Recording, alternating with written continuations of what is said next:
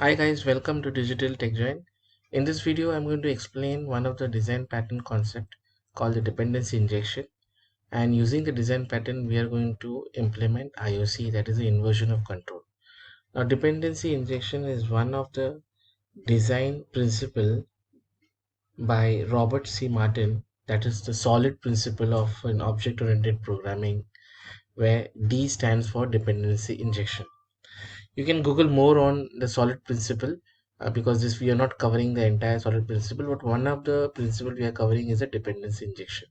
So before we proceed, let's go to the definition of dependency injection. So what is dependency injection? As per the definition taken by Wikipedia, dependency injection is a technique in which an object class receives other object that it depends on, called dependencies. Typically, the receiving object is called the client, and the passed in, that is the injected object, is called the service. The code that passes the service to the client is called the injector. Instead of the client specifying which service it will use, the injector tells the client what service to use. Got it. So it looks and sounds very complicated. That is the reason I have just printed my revised version of this entire concept of dependency injection, which says, so basically dependency is something we rely on for support or get some work done. For example, if class A as a method say print data and class B needs functionality to print some report, then class B takes up the responsibility to instantiate class A and use the method print data. So technically and logically also, class B is dependent on class A to print the data. Now applying the dependency injection principle, class B will be provided the required dependency without class B initiating and managing the instance of class A. It is a role of dependency injection to pass the required dependency to the required class by injecting the required service in class B. So this is a revised version which I have jotted down to explain the dependency injection in a nutshell. However, let's proceed and see the next slides where I have shown you without dependency injection how does the project look. So assuming we have a class A and class B and each class does some functionality. Okay, it can be sending out the email or connecting to the database or printing some report. Now these two classes are actually used in these three pages. Okay, page 1, page 2, page 3. In order to each page, in order to use this class A and class B, they take up the responsibility. They, in a sense, the page 1 will take up the responsibility to call the object, to create an instance of class A, class B, and then use the method. Similarly, if class page 2 needs the instance of class A, class B, they will also do the same thing, and similarly page 3. Now assuming this is just an example and I have just showing you about and describing about two classes, but in an actual enterprise application we might have more than two classes. We might have 10, 20, even 100 classes. Similarly, we might have multiple views, that is multiple pages where we require to create an instance of the class. When we get into the design of such scenarios, our projects becomes very complicated. It becomes complicated to manage. It becomes complicated to extend it to make it scalable. And obviously, when developing any project, we come across many issues, and to troubleshoot those issues becomes a headache, and it's like a nightmare for a developer, and things don't work on time. So this is what happens if you don't inject or implement the principles of dependency injection. Anyway, going back to the next slide where I've actually shown you an example of not using dependency injection and how your code increases. So here is an example where typically I have a class called my dependency class where it has a method. which writes, it's a void message which writes a message and takes an input parameter as string. Now in order to use this class, the calling page or the calling class will have to actually create an instance of the class and then use that instance in their method. So this is just a structure. This is just an example of the previous one which I've explained with the code. Now let's go to the slide where we are actually going to implement and show the structure of the dependency injection coming into action. So first is theory. So here before we go to the slide, let me also walk you through some of the drawbacks of not using dependency injection. First of all, it's tightly coupled. Okay, so every instance, every class, every page will call multiple classes and create an instance and then use this method. So it becomes very difficult and the code becomes lengthy. It becomes difficult to troubleshoot. It becomes difficult to actually make it scalable. Then that's what I mentioned. It's very complex, lengthy, and unmanageable code. Then it's difficult to perform unit testing. Now, suppose if a page has multiple classes and you're supposed to uh, initiate or you're supposed to perform an unit testing for a particular class, is very difficult because it is all in one bundle and there is no modular design over there where you can test the code in a modular manner. And lastly, I mentioned about the solid principle. The last character of the solid principle is D, which is the dependency injection by and we actually violate that and we don't use it. And basically if we don't use dependency injection, then we are not using abstraction. So instead of dealing with the actual implementation class, we should only deal with the interface where your code is hidden. Okay, so these are the drawbacks. Now let's go to the slide where I have actually shown you I've shown in diagram in a graphical presentation how does the dependency injection looks. So this is what I have actually decoded, and this is the architect with a dependency injection. Now look at, it is the same example where I showed you our class A and class B. Now the major difference is we have a dependency container. Now what happens is we have a class A and we have an interface, and then that interface of class A also has a class A which has the actual implementation. So there is an interface. An interface defines the method properties, and there's a class which actually has an implementation, the actual code. Similarly, for class B, it has an interface and a class for actual implementation. Both these interfaces and the class is registered in the injection container. And then your pages, your calling methods or calling class or calling page or calling view will have only the interface as a reference. They will not have to create any instance.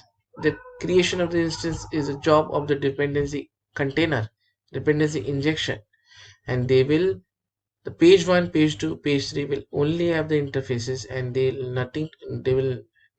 will have no knowledge about that implementation. So there we implement abstraction in the calling pages.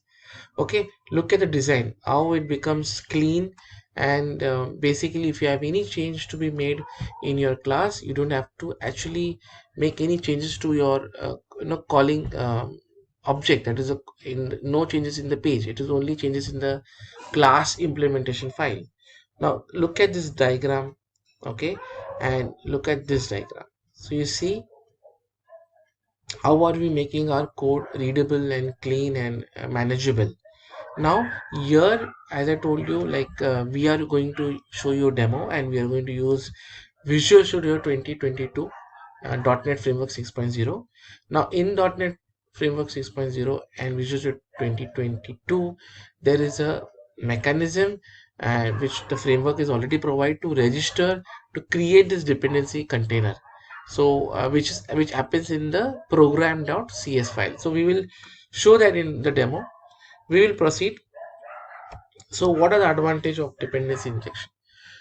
So the advantage is that we are using abstraction, we implement abstraction, so we keep the actual implementation hidden from others, and we are only focusing on the interface. The framework, I'm talking about the Visual Studio 2022, take the responsibility to create an instance and disposing. So typically the calling class doesn't have to bother about instance creation and disposing of the instance. Okay, the work is done by the dependency injection to provide the necessary objects to the calling function or calling class. Then obviously this mechanism provides you with the unit testing of individual components. It's loosely coupled, less interdependency, code maintenance and readability. And as I told you, in ASP.NET Core provides a built-in service controller that helps you to register this dependency interface in the class. So guys, this was theory part. Let's jump into the code.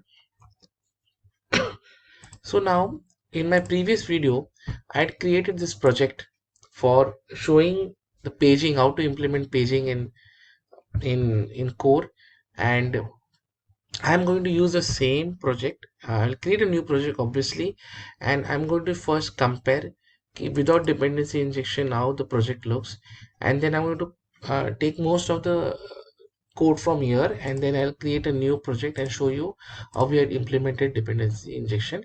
The link for this video for this project is shared in the description. You can check that. If somebody wants to know about this paging demo, how to implement paging, they can very well go and see. Okay, so this is the project which I had created in last week, and it is already available in my channel.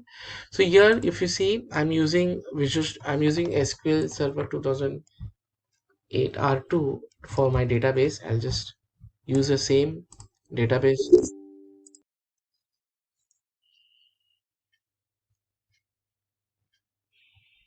I'm using basically a Northwind database, and I'm using the table customer. So this is the database and this is the table customers.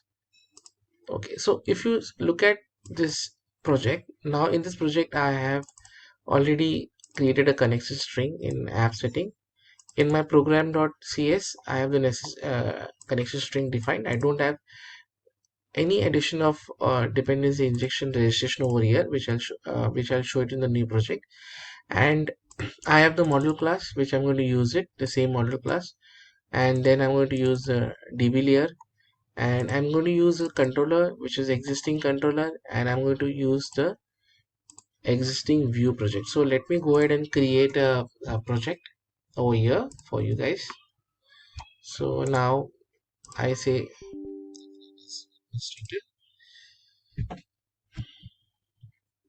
so we are going to say create new project, and we select ASP.NET Core Web Model View Controller.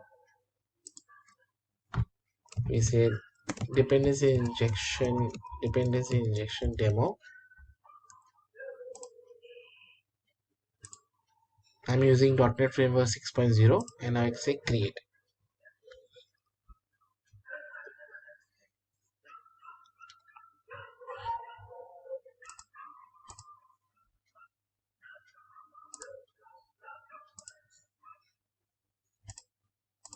Okay, so the project is loaded. So before we proceed, I'm going to add some packages from the package manager.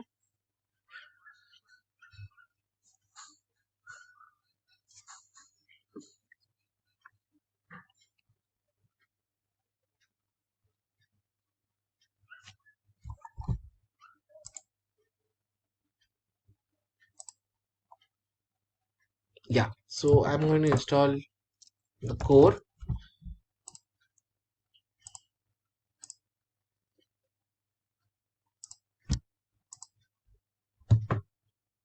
Then I'm going to install the SQL entity framework SQL.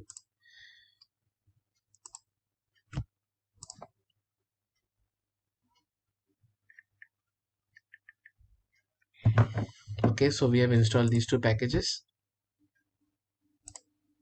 Okay, now as I told you, most of the code I'm going to take from the existing project, so that uh, so I select this app setting connection string and I paste it over here, and then I use the model class, so I use the same customer entity class and I paste it over here. Make sure that I just want di demo. Okay, so my model class is ready. I'll go ahead and add the data layer. So what I'm going to do is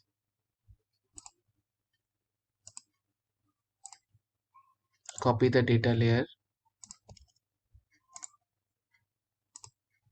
paste it over here, and then go to the db contest paging class. So this is not a db contest paging class. So what I'm going to do is just delete this and add a class over here.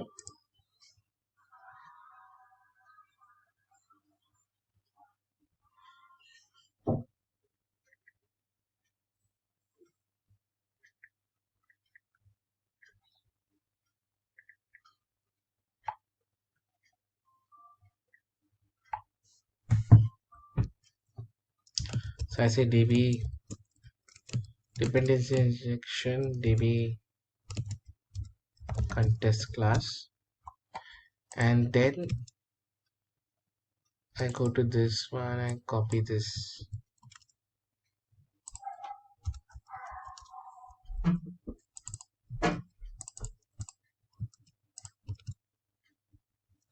and then there is I implement db contest and I create a constructor, and then I'm going to use the same db set and customer table. So I'm done with my okay, so I'm done with my db layer class, I'm done with my model class, and I'm going to use the same view. So this view I'm going to use index view. So I'll remove everything,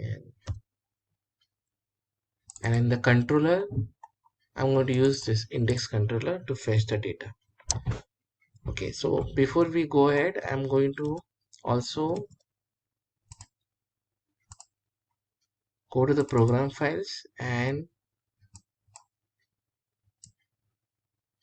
use this code to create the connection string.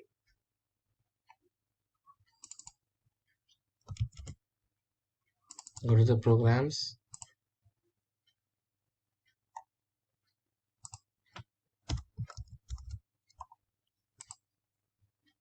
and I need to add the reference unit.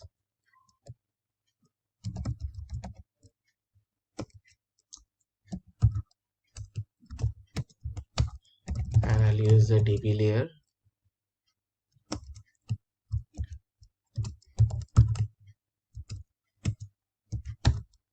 and I'll use the model class, and this is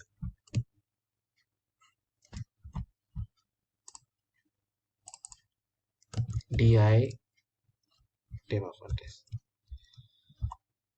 So I've even set up my db layer, my model class. Now it's time to get into the code. So what we are going to do is that we are going to do the index method. We will actually create an interface and do an implementation as I mentioned in my in the theory section, and we will actually fetch the record from database and show it in the view. Now before I actually go and write the code, let me show you this project paging demo and tell you what I have done in this project where I have not used dependency injection. Here if you notice, I have a db layer class which actually connects to the database. Now if you look at my home controller and index, so before that what I've done is I've created an instance of the db contest class, okay, directly over here. So if you look at this, I'm actually referring the db layer directly in my index in the calling page, okay. And then if I right click this db context page and go to the definition, what is happening is actually I've lined up to the actual implementation, which is wrong. Here there is no concept we are using of abstraction. We're exposing the implementation. Similarly, if you look at the index code, what I'm doing is that I'm calling the DB context class directly over here, and then I'm fetching the table from data from the table customers and returning the tool list to the view. Now we are going to do something different over here. We are actually going to use the principle dependency injection principle IOC, and in this project, the new project which I'm showing to you, and see how it becomes, the code becomes easy, maintainable, and can be scalable, and also you use abstraction. So let's do that. So in order to do that, first thing we are going to create is an interface. So we create a folder called interface. We are going to go ahead and add an interface class. We're going to say add new, and we select interface. Make sure that you name this class starting with I customers. Okay, so my interface class is ready. Now my interface class will be using model, and I'm going to define a method, say public, which will be a list object, and it will be customer entity. This is my model, and I'm going to say get all customer list. So this is my interface, and this interface implements a method called get all customer list, which returns a list of customers in a list object. Okay, so this is my interface. Now what I'm going to do is I'm going to create a class. So I'll create a folder called business object or business layer, and I'm going to create a class saying customers BO. Now this customer BO will actually inherit high customers. I need to refer the interface class.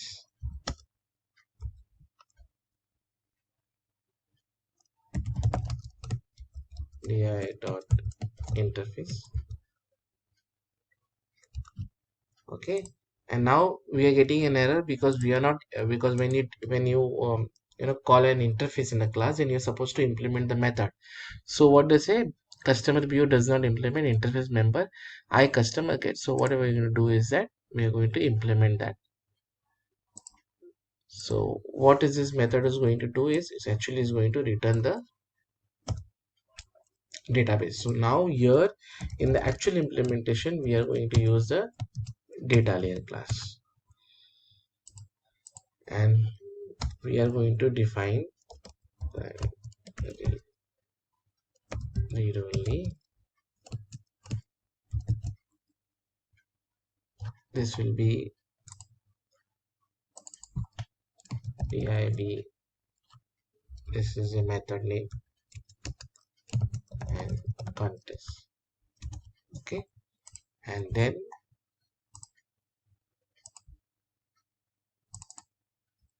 we are going to create a constructor over here, constructor of this class.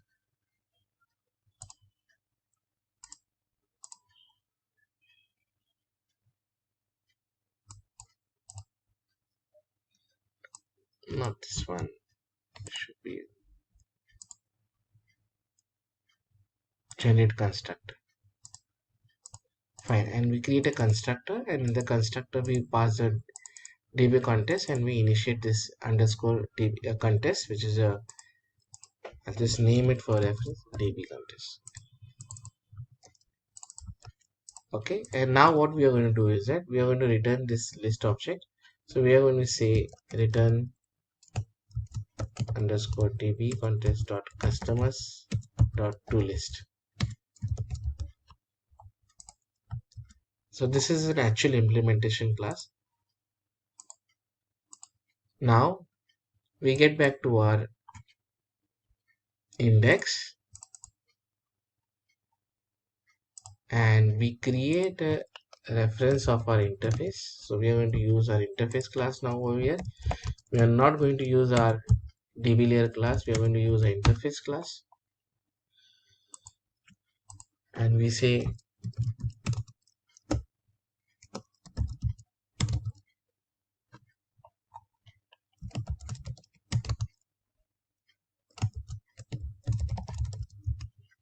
customer, and we are going to pass that in the constructor to initiate initialize this underscore customer interface. So we're going to say customer.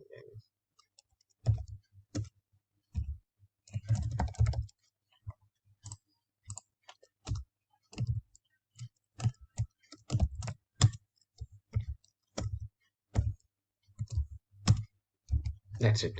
So we have created an instance of this in the constructor.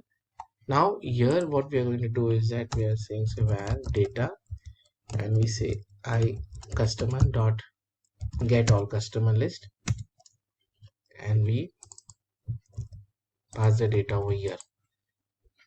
So this is our code. We are actually using an interface. We are not. If you right click on this method and if you go to the definition, you will actually land up to the interface. Okay, and this interface is actually not actually pointing to the actual class implementation, and that is how I told you about. We are achieving abstraction. Now let's go ahead and add a breakpoint. But before we proceed with actually executing it, there are two things. First, we are going to build up the view. So we go to our existing project and already created the view over here, and we go to the R project and we go to view, copy the cost, and then we say using list customer entity. So this is the entity, and see this basically is actually just displaying the record. Okay, now the most important thing which I showed it to you in the theory section is the framework provides an option to register this no dependency injection interface in the class, which happens in your program file. So you go to the program files, and here we are going to say builder.services.add scoped, and we are going to say I customers comma customers bo, and so using interface. So I added this interface, and there's one more reference we have to add is, so we say using di demo dot bo. This is a class reference.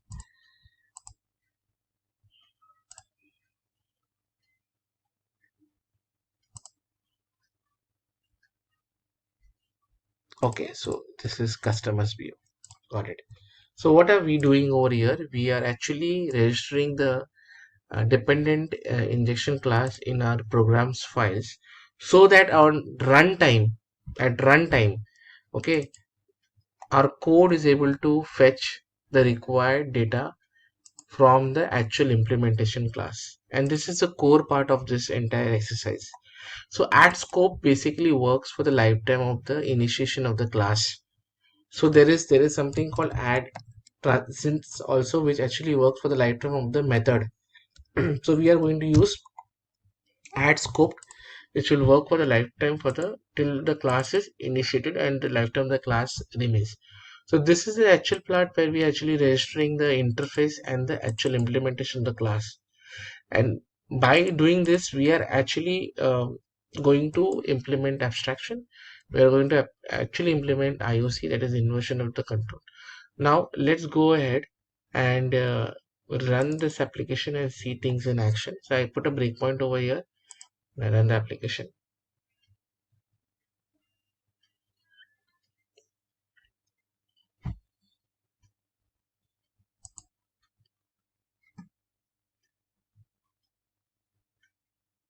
So assuming that tomorrow if you have to change anything in your actual class, that is customer BO, so your the calling method, the page does not have any impact, and you are able to do the testing individually and also manage the code. So yes, the breakpoint is over here. We do F11, it comes over here, then it returns the data, correct, and then it moves to the next level and it returns the view with the data, and we are able to see the data.